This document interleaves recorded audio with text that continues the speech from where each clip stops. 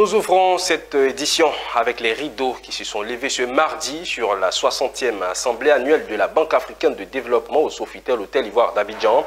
Une cérémonie d'ouverture marquée par la présence de plusieurs chefs d'État africains, notamment le président de l'Union des Comores, le président de la République du Ghana, l'ancien président de la République du Mozambique. Le secteur privé et la société civile étaient également présents. Le développement économique du continent et la mobilisation des ressources internes sont au cœur des discussions.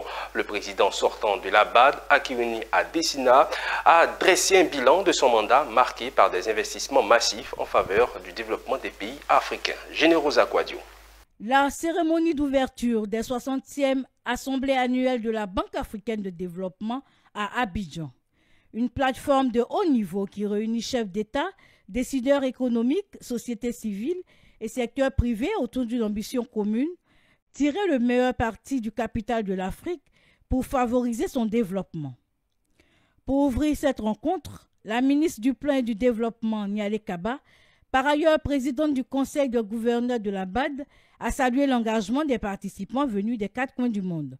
La Banque africaine de développement, par sa vision panafricaine et son engagement en faveur de la transformation structurelle du continent, se positionne au cœur de cette dynamique.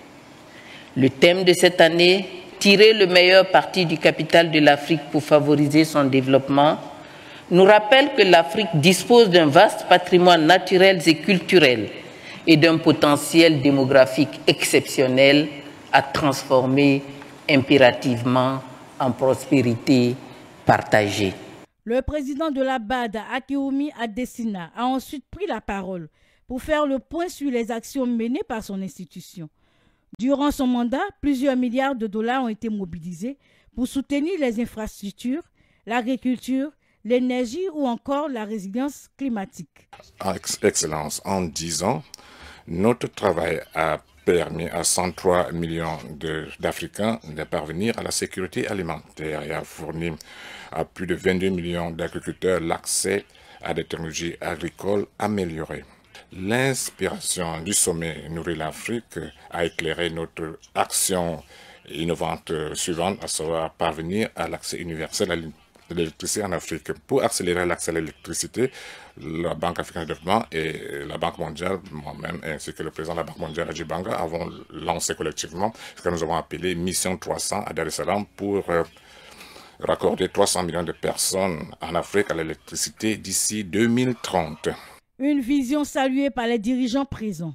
Dans son discours, le président Alassane Ouattara a rappelé le rôle central de la BAD dans la croissance du continent et appelé à renforcer la coopération africaine. Les efforts doivent se poursuivre pour que cette croissance soit porteuse de vie meilleure pour les populations et de transformation profonde à l'échelle du continent. Je me réjouis donc du thème des présentes assemblées annuelles qui nous invite à tirer, je cite, le meilleur parti du capital de l'Afrique pour favoriser son développement. C'est un véritable challenge.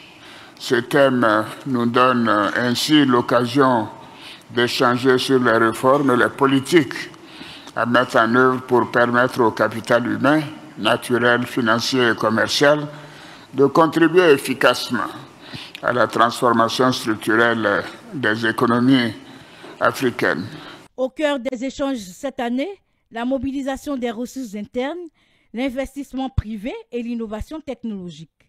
Le clou de cette rencontre est l'élection du futur président de la BAD parmi les 5 candidats déclarés. Les assemblées annuelles de la BAD 2025 se poursuivront jusqu'au 31 mai avec des panels et des sessions de très haut niveau.